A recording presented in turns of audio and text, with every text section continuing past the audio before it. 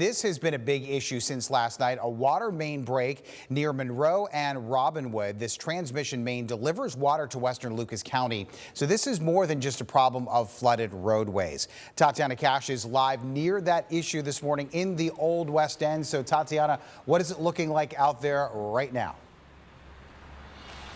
Well, Tim, it's actually a very different scene than what it was compared to, like we said last night. So actually taking a look here. So we're on Monroe. Monroe Street is open except for one lane closest to Robinwood is where we're able to a little bit zoom in. So in comparison to, like we said last night, gushing water that was coming out right here at the intersection of Monroe and Robinwood when it comes to that 60-inch main line there, and then we just got a slow, quiet trickle. However, roadways are still closed. As we had mentioned earlier when we talked about traffic, Tim, you said that, of course, Bancroft was closed, and actually I noticed from Collingwood, actually there behind Croft and Collingwood going up Bancroft is shut down. I'm actually going to look a little bit more to see more. When it comes to the residential areas, we're noticing a lot of closures, and actually here on Monroe Street right now, I've got a commuter who's just trying to figure out where to go because typically part of their commute, I think they're able to travel down one of the side roads, but that's not an issue this morning, sir, so sorry for you.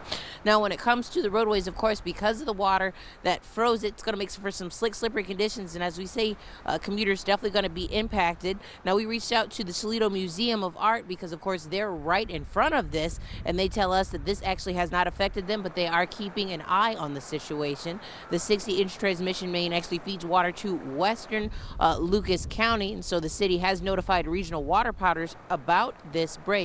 And when they were assessing the situation last night, of course, we spoke with Councilwoman Williams, and she says she's in shock with this entire situation and is committed to bringing this issue to council because she says change has to happen.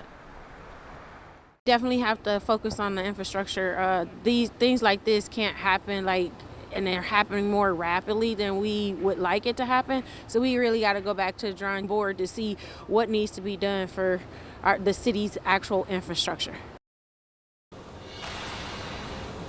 So we have reached out to the city of Toledo to figure out, okay, what are next steps? Because obviously they've been able to turn the water from gushing down to a slow trickle. What does this mean in terms of how it affects these residential areas? We'll get, of course, that information when they respond back to us this morning. When it comes to commuters, we said, again, Collingwood and Bancroft is shut down, and that's affecting a lot of the residential areas. Let's talk detours. So, Tim, what do you have for us? Yeah, Tatiana, obviously a lot of roads affected out in that area. So let's get back to our traffic map here. Want to show you exactly where that water main break is. As you mentioned, Bancroft Street there in the yellow has the biggest impact.